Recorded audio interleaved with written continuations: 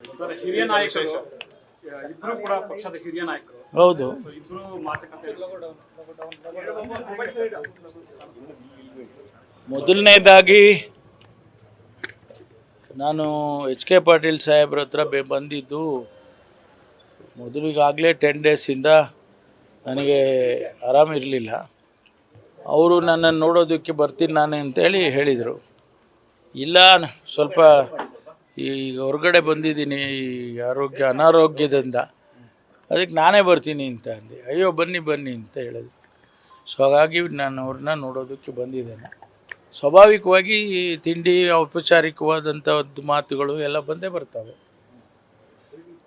ಮುಂದೆ ಭವಿಷ್ಯದಲ್ಲಿ ನಾವೆಲ್ಲ ಯಾವ ರೀತಿ ಸಂಘಟನೆಗಳು ಮಾಡೋದರಲ್ಲಿ ಮತ್ತು ಸರ್ಕಾರವನ್ನು ಜನಹಿತವಾಗಿ ನಡೆಸೋದ್ರಲ್ಲಿ ಯಾವ ರೀತಿ ಅಂತೇಳಿ ಒಂದಿಷ್ಟು ಚರ್ಚೆನೂ ಮಾಡಿದ್ದೇವೆ.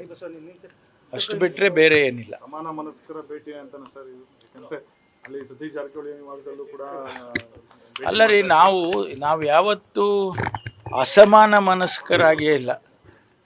ನಾನು HK ಪಾಟೀಲ್ ಸಾಹೇಬರು ಒಟ್ಟಿಗೇ ಮೊಯ್ಲಿ ಸಾಹೇಬರ ಮಂತ್ರಿಮಂಡಲದಲ್ಲಿ ಸ್ವೇರಿಂಗ್ ಮಾಡಿದ್ದು. ಐದು ಜನ ನಿಲ್ಲಿಸಿ ಸ್ವೇರಿಂಗ್ ಇನ್ ಮಾಡಿಸಿದ್ರು. ಅದರಲ್ಲಿ ಅವರು ನಾನು ಇಬ್ಬರು ಒಟ್ಟಿಗೆ ನಿಂತ್ಕೊಂಡು ಸ್ವೇರಿಂಗ್ ಇನ್ ಮಾಡಿದ್ದು. ಅವತ್ತಿನಿಂದ ಇವತ್ತಿನವರೆಗೂ ಕೂಡ ಅಪಾರವಾದ ನಮ್ಮ ಇಬ್ಬರ ಸ್ನೇಹ. ಅದಕ್ಕೂ ಮೊದಲು ದೊಡ್ಡವರಿದ್ದರು, KH ಪಾಟೀಲ್ ಸಾಹೇಬರು. ಅವರು ನಾನು ಮೊದಲನೇ ಬಾರಿ MLA ಆದಾಗ, ವೀರೇಂದ್ರ ಪಾಟೀಲ್ ಸಾಹೇಬರು ಮುಖ್ಯಮಂತ್ರಿಗಳಾದಾಗ ಅವರೆಲ್ಲ ಸಂಪುಟದ ಮಂಡಲದಲ್ಲಿ ಇದ್ದರು. ಅವರೆಲ್ಲ ಅಪಾರವಾದ ಗೌರವ ನಮಗೆ. ಅವ್ರನ್ನೆಲ್ಲ ನಾವೆಲ್ಲ ಸಣ್ಣ ಹುಡುಗರು, ಅವರೆಲ್ಲ ಸಿಂಗ್ಯುಲರ್ ಆಗಿ ನಮ್ಮನ್ನೆಲ್ಲ ಮಾತಾಡಿಸ್ತಾ ಇದ್ದಿದ್ದು. ಅದೇ ಖುಷಿ ನಮಗೆ. ಆ ರೀತಿ ಅಲ್ಲಿಂದ ಸಂಬಂಧ ಬಂದಿದೆ ನಮಗೆ. ಹಾಗಾಗಿ ಅದು ಹಾಗೆ ಉಳ್ಕೊಂಡು ಹೋಗುತ್ತೆ ಕೊನೆವರೆಗೂ ಅನ್ನೋ ವಿಶ್ವಾಸ ನನಗೆ. ಸರ್, HK ಪಾಟೀಲ್ ಒಂದು ಮಾತು ಹೇಳಿದ್ರು ಸರ್, ಸಿದ್ಧಾಂತ ಇಂದ ಇರ್ತಕ್ಕಂಥ ವ್ಯಕ್ತಿಗಳ ಹಾದಿ ಕಠಿಣ ಅನ್ನೋ ಒಂದು ಮಾತನ್ನ ಹೇಳಿದ್ರು. ಸಚಿವ ಸ್ಥಾನ ಅವರು ಹಿರಿಯ ಸ್ಥಾನದ ಒಂದು ಮಾನ ನೋಡಿ ಕೊಡಬೇಕಾಗಿತ್ತು.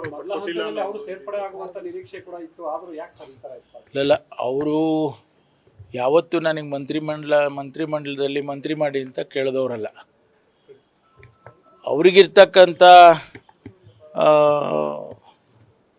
ರಾಜಕೀಯದ ಜ್ಞಾನ, ಪೊಲಿಟಿಕಲ್ ಅಕ್ಯುಮೆನ್ಶಿಪ್ ಅಂತ ಕರಿತೀವಿ, ಅದು ಭಾಳ ಅವರಿಗೆ ಅವ್ರದ್ದೇ ಆದಂಥ ರೀತಿಯಲ್ಲಿ ಅವ್ರ ತಂದೆಯವರನ್ನು ನೋಡಿ, ಆ ಭಾಗದ ಜನರ ರಾಜಕೀಯ ಆ ಭಾಗದಲ್ಲಿ ನೋಡಿ ಅವ್ರದ್ದೇ ಆದಂಥದ್ದನ್ನು ಮಾಡ್ಕೊಂಡಿದ್ದಾರೆ. ಅದು ನಮಗೆ ರಾಜಕೀಯವಾಗಿ ಮತ್ತು ಸರ್ಕಾರಗಳಿಗೆ ಅದರಿಂದ ಭಾಳ ಸಂದರ್ಭದಲ್ಲಿ ಅದರಿಂದ ಅನುಕೂಲ ಆಗಿದೆ. ಅದು ನಾವು ಮಿಸ್ ಹಿಮ್ ಅಷ್ಟೇ, ಬೇರೆ ಇನ್ನೇನಿಲ್ಲ. ಬಿಡದಿ ವಿಚಾರದಲ್ಲಿ DK ಶಿವಕುಮಾರ್ ಅವರು ಬಂತವಾನ ಕೊಟ್ಟಿರೋದು, ಕುಮಾರಸ್ವಾಮಿ ಅವರು ಇದನ್ನು ಮಾಡ್ತಾ ಇದ್ದಾರೆ. ಹೌದು, ಈಗ ಪತ್ರ ಬರೆದಿದ್ದಾರೆ ಮುಖ್ಯಮಂತ್ರಿಗಳು ಶಿವಕುಮಾರ್ ಅವರು. ನಾನು 26ನೇ ತಾರೀಕು 11 ಗಂಟೆಗೆ ವಿಧಾನಸೌಧದಲ್ಲಿ ನಮ್ಮ team of ministers and officers ನಾವೆಲ್ಲ ಇರ್ತೀವಿ. ನಿಮಗೆ ಯಾರು ಬೇಕೋ ಅವ್ರನ್ನೆಲ್ಲ ಕರ್ಕೊಂಡು ಬಂದು ಚರ್ಚೆ ಮಾಡೋಣ, ಸಾಧಕ ಬಾಧಕಗಳನ್ನು ಚರ್ಚೆ ಮಾಡೋಣ ಅಂತ ಕರೆದಿದ್ದಾರೆ. ಆ ಪತ್ರ ನಾನು ಕೂಡ ನೋಡಿದ್ದೇನೆ. ಅದಕ್ಕೆ ಅವರು ಪ್ರತಿಯಾಗಿ ಉತ್ತರ ಕೊಟ್ಟಿದ್ದಾರೆ. ಆ ಉತ್ತರದಲ್ಲಿ ನೀವು ಅಲ್ಲಿಗೆ ಬನ್ನಿ, ಬಿಡದಿಗೆ ಬನ್ನಿ, ಅವ್ರನ್ನ ಯಾರು ಬೇಕೋ ಅವ್ರನ್ನ ಕರ್ಕೊಂಡು ನೀವು ಬಿಡದಿಗೆ ಬನ್ನಿ, ಅಲ್ಲಿ ಯಾವುದೋ ಒಂದು 2 ಹಳ್ಳಿ ಹೆಸರು ಹೇಳಿದ್ದಾರೆ ಅವರು. ಅಲ್ಲೇ ರೈತರನ್ನ ಕರಿತೀವಿ, ಎಲ್ಲ ಯಾರು ಸಂಬಂಧಪಟ್ಟಂಥವ್ರನ್ನೆಲ್ಲ ಕರಿತೀವಿ, ಅಲ್ಲೇ ಚರ್ಚೆ ಮಾಡೋಣ ಅಂತ ಅವ್ರು ಬರೆದಿದ್ದಾರೆ. ಆದರೆ 26ಕ್ಕೆ ಬೇಡ, ನಾನು ಪೂರ್ವ ನಿಯೋಜಿತ ಕಾರ್ಯಕ್ರಮ ಇದೆ, 27ಕ್ಕೆ ಬನ್ನಿ ಅಂತ ಹೇಳಿದ್ದಾರೆ. ಅದರಲ್ಲಿ ಮುಖ್ಯಮಂತ್ರಿಗಳು ಏನು ತೀರ್ಮಾನ ತಗೊಳ್ತಾರೆ ಅದನ್ನು ನೋಡಬೇಕು. ಮಾಜಿ ಗೃಹ ಸಚಿವರು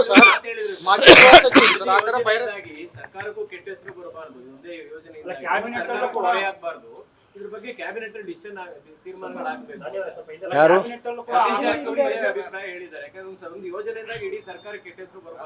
ಇಲ್ಲ, ನಾವು ಇದರ ಬಗ್ಗೆ ಚರ್ಚೆ ಆಗಿದೆ, ಆಗಿಲ್ಲ ಅಂತಲ್ಲ. ಕ್ಯಾಬಿನೆಟಲ್ಲಿ ಚರ್ಚೆ ಆಗಿದೆ. ಚರ್ಚೆ ಆಗಿ ಎಲ್ಲಿಂದ ಹಣ ಒದಗಿಸ್ಬೇಕು, ಯಾವ ರೀತಿಯಿಂದ ಹಡ್ಕೋಯಿಂದ BDAಯಿಂದ ಎಲ್ಲ ಹಣ ಒದಗಿಸ್ಬೇಕು, ಅದ್ರ ಬಗ್ಗೆ ಎಲ್ಲ ವಿಸ್ತೃತವಾಗಿ ಚರ್ಚೆ ಆಗಿದೆ. ಚರ್ಚೆ ಆಗಿಲ್ಲ ಅಂತಲ್ಲ. ಆದರೆ ಇದು ಒಂದು ರೀತಿಯಲ್ಲಿ ರಾಜಕೀಯದ ಇದಕ್ಕೆ ತಿರುಗಿಕೊಳ್ತಾ ಇದೆ. ಅದನ್ನು ಯಾವ ರೀತಿ ಅವಾಯ್ಡ್ ಮಾಡಬೇಕು ಪ್ರಾಜೆಕ್ಟನ್ನು ಅನ್ನೋದ್ರ ಬಗ್ಗೆ ಸರ್ಕಾರ, ಮುಖ್ಯಮಂತ್ರಿಗಳು ನಾವೆಲ್ಲರೂ ತೀರ್ಮಾನ ತಗೋತೀವಿ. ಅಲ್ಲ, ಕುಮಾರಸ್ವಾಮಿ ಅವರು ಹಿಂದೆ ಕಾಂಗ್ರೆಸ್ ನಾಯಕರು ಮಾತಾಡಿರುವಂತ ಸ್ಪೀಚ್ಗಳನ್ನ ಈಗ ಅವರು ನೋಡಿ, ಅದು ಅವರದ್ರಲ್ಲಿ ರಾಜಕೀಯ ಮಾಡೋದಕ್ಕೆ ಹೊರಟಿದ್ದಾರೆ. ಸಲಹೆ ಕೊಡಲಿ ಅಲ್ಲ, ಅವರು ಬಂದು ಸಲಹೆ ಕೊಡಲಿ. ಈ ರೀತಿ ಹಿಂದೆ ನಿಮ್ಮವರೆಲ್ಲ ಮಾತಾಡಿದ್ರಪ್ಪ, ಈಗ ನೀವು ಯಾಕೆ ಬದಲಾಯಿಸ್ಕೊಂಡಿದ್ದೀರಾ ಅಂದರೆ ನಾವು ಹೇಳ್ತೀವಿ ಯಾಕೆ ಬದಲಾಯಿಸ್ಕೊಂಡಿದ್ದೀವಿ ಅಂತ, ಯಾತಕ್ಕೋಸ್ಕರ ನಾವು ಈ ತೀರ್ಮಾನ ತಗೊಂಡಿದ್ದೀವಿ ಅಂತ ನಾವು ನಮ್ಮ ಸಮಜಾಯಿಸಿ ನಾವು ಕೊಡ್ತೀವಲ್ವ. ಮುಖ್ಯಮಂತ್ರಿಗಳು ಕೊಡೋದಿಲ್ವಾ, ನಾವು ಕೊಡೋದಿಲ್ವಾ? ಆಮೇಲೆ ನೋಡೋಣಂತೆ. ನಿಮ್ಮ ಸಲಹೆನೇ ಕೊಡೋದಿಲ್ಲ, ಬರೀ ಬೀದಿಗೆ ಇಳಿದು ಹೋರಾಟ ಮಾಡ್ತೀವಿ ಅಂದರೆ ಏನು ಅರ್ಥ ಇದೆ? ಅದೇ ರಾಜಕೀಯಕ್ಕೋಸ್ಕರ ಮಾಡ್ತಾ ಇದ್ದೀರಿ ಅಂತೇಳಿ ಸ್ಪಷ್ಟವಾಗಿ ಕಾಣಿಸುತ್ತೆ. ನಾವು ವಿರೋಧ ವ್ಯಕ್ತಪಡಿಸಿದ್ರೆ ಸಂಪುಟ ಸಭೆಯಲ್ಲಿ ಅದನ್ನೇ ಅಲ್ವಾ ನಾವು ಹೇಳೋದು. ರೈತರನ್ನು ಒಕ್ಕಲೆಬ್ಬಿಸೋದು ಬೇಡ, ಅವರ ಮನವೊಲಿಸಿ ಕನ್ಸೆಂಟ್ ಮೇಲೆ ತಗೊಂಡು ಮಾಡಬೇಕು ಅನ್ನೋದೇ ಈಗ ನಾವೆಲ್ಲ ಮಾಡ್ತಾ ಇರೋದಲ್ವಾ. ಈಗ ಭಾಳಷ್ಟು ಜನ ಬಂದು ನಾವು ಕೊಡ್ತೀವಿ ಸ್ವಾಮಿ, ಇದೆಲ್ಲ ಒಣಭೂಮಿ ಇದೆ, ನಮಗೇನಾಗೋದಿಲ್ಲ, ಇದರಿಂದ ನಮಗೊಂದಿಷ್ಟು ಹಣ ಸಿಗುತ್ತೆ, ಹೆಚ್ಚು ಹಣ ಕೊಡಿ ಅಂತ ಕೇಳ್ತಾರೆ ಅವರು ಸ್ವಾಭಾವಿಕವಾಗಿ. ಆವಾಗ ನಾವು ಆ ಹಣ ರೈತರಿಗೆ ಕೊಟ್ಟು ಸಮಾಧಾನ ಮಾಡಿದರೆ ಅವ್ರು ಬೇರೆ ಕಡೆ ಎಲ್ಲೋ ಜಮೀನು ತೊಗೊಳ್ತಾರೆ, ಅವರ ಕೃಷಿ ಮಾಡ್ಕೊಳ್ತಾರೆ. ನಾವು ಆ ದೃಷ್ಟಿಕೋನದಲ್ಲಿ ಇಟ್ಕೊಂಡು ಹೋಗ್ತಾ ಇದ್ದೀವಿ. ಅವರು ರಾಜಕೀಯ ಮಾಡಿದರೆ ಏನು ಮಾಡೋದು? ಈಗ ಅಡ್ಡಮತದಂತೂ ಆಣೆ ಪ್ರಮಾಣ ಹಂತಕ್ಕೆ ಹೋಗಿದೆ. ಮಂಜುನಾಥ ಸ್ವಾಮಿ ಪ್ರಮಾಣ ಮಾಡುವಂತ ಹಂತಕ್ಕೆ ಚರ್ಚೆಗಳು. ಅದು ಬಿಟ್ಬಿಡೋಣ ಮಂಜುನಾಥ ಸ್ವಾಮಿಗೆ.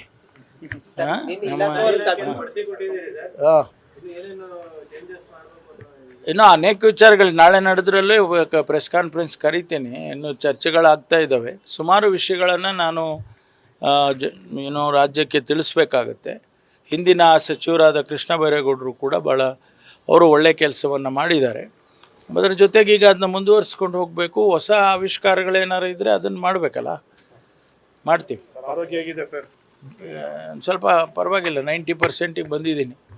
ಇನ್ನೊಂದು 10% ನಿಮ್ಮನ್ನೆಲ್ಲ ನೋಡಿದ್ರೆ ಅದು ಹೊಟ್ಟೋಗುತ್ತೆ. ನ್ಯೂಸ್ ಫಸ್ಟ್ ನಿರ್ಭೀತಿಯಿಂದ ನಿಮ್ಮ ಪರವಾಗಿ.